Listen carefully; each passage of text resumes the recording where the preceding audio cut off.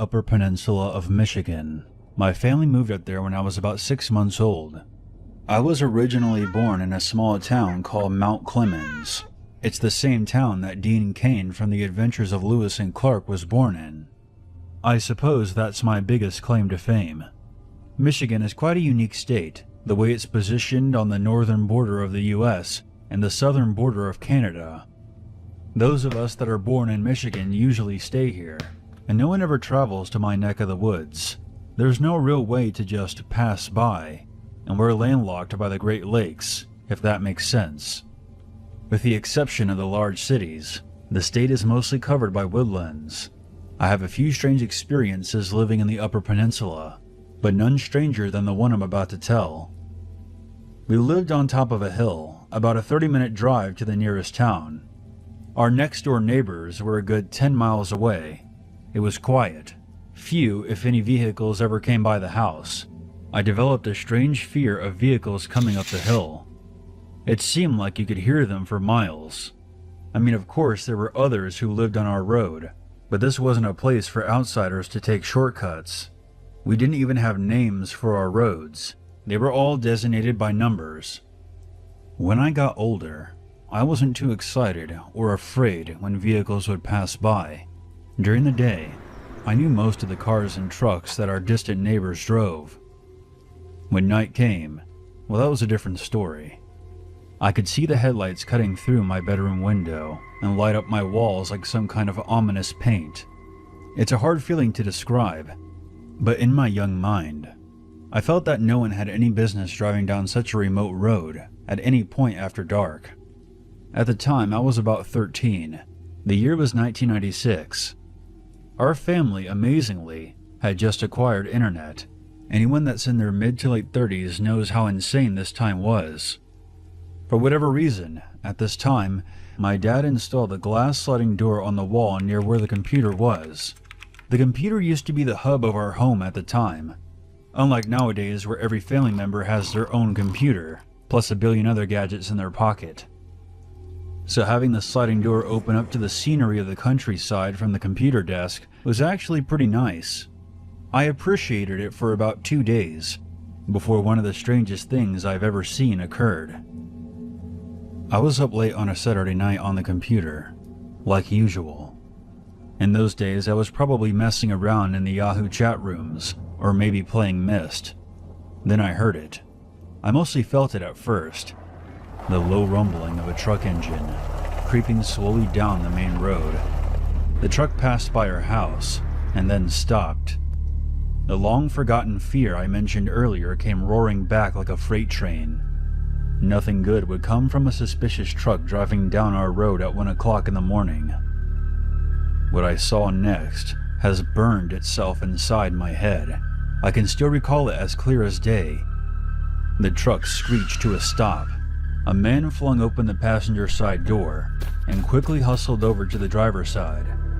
This was all taking place too far away for me to give a really good physical description, but I could tell the passenger was much larger than the driver. He wore some kind of puffy vest, jeans, and one of those trucker-style caps. He grabbed the driver and dragged him out of the truck, then slammed him against the tailgate. He seemed to be shouting orders at the driver, motioning him to open the tailgate.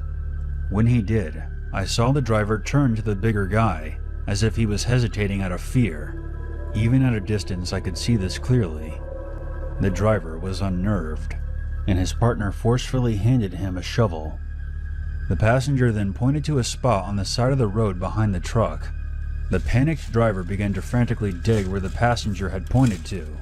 He dug for about 3 to 4 minutes, paused, then looked at the driver, and the two exchanged some words that I couldn't quite make out. The passenger then dragged something out of the bed of the truck. I can only describe it as a closed sleeping bag, with a body still inside. The passenger walked over to the shallow grave and tossed it in. The two men then made a poor attempt of covering the hole before they sped off. You may be asking, well, did you go out and see what they buried? And the answer is surely what you would expect. Of course I did. And that's the creepiest part of all.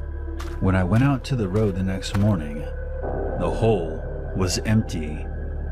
I knew what I saw. There was even the tire tracks from the night before, but whatever they threw into that hole was gone. I looked to the opposite side of the burial and was horrified to see footprints in the dirt leading straight into the forest. I had no idea what to make of it. I've repressed this memory for so long and just wanted to pretend that it never happened. Aside from a few close friends, I've never told anyone about this. I believe that bag they threw into the ground had someone in it, and they thought that person was dead. However, based on what I saw the next morning, they were wrong. You can chalk this all up to teenage imagination if you like, but I stand by what I say. There are some things in this world that you'll never be able to explain, and even if you could, chances are you wouldn't care much for the answer.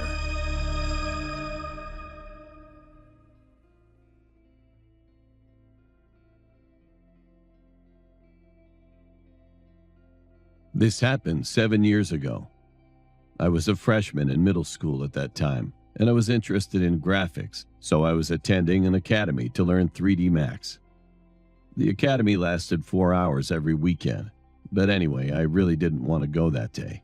The reason was that I just felt bored. So I decided not to attend the academy that day, but I had no money.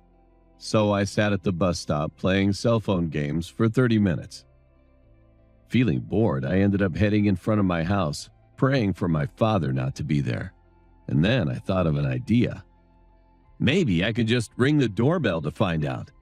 This is a method of verification that I'm still using well. However, there was only one small problem.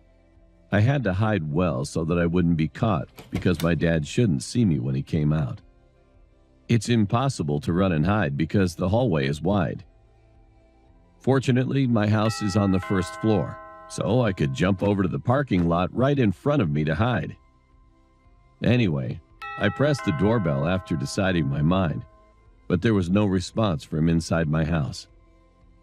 I couldn't judge immediately, since he usually slept in the room during the daytime on weekends. So I pressed it 3 more times and a little relieved that no one came out. I was sure that no one was at home. However, I was more careful because I felt guilty for no reason when I did any bad thing. He might pretend he's not home knowing I'm the one pressing the button. I went back to the apartment, checking the balcony of the apartment, and even asked the security office. But my doubts didn't go away. In the end, there was only one way left: to call home. Fortunately, our phone didn't show the phone number at the time. So I decided to make a phone call. Just as I tried to put the phone down after hearing 5 times of phone signals, someone answered the phone. I was so surprised that I hung up right away. However, I called one more time because it was too cold outside and I wanted to play on a computer at my cozy home. Again, someone answered the phone, and this time I could hear a breathing sound over the phone. I thought it was the sound of my dad's breath because I remembered he caught a cold at that time. And I could not stay out any longer. So I ended up entering the apartment with a ridiculous excuse that the academy ended early. However, I couldn't sense any presence of people as soon as I came inside. "Dad, you not here?" I was glad that I wasn't scolded. But first of all, I checked some stuff, just in case. How dry the toilet water is, how warm the TV setup box is, or how warm the bed is, etc. And it was concluded that there was no one at home for about 3 hours. In the midst of joy about his absence, I suddenly felt chilled and got goosebumps. Then, who answered the phone earlier? Feeling terrified, I looked carefully around the house, but there was no one. And my parents, who were out, soon returned, and I forgot about it a few moments later. But now that I think about it, I think maybe there's an intruder inside the house. He might have been hiding somewhere in the house, and he probably sneaked out while I was in the bathroom. If I had encountered him at that time, I might not have been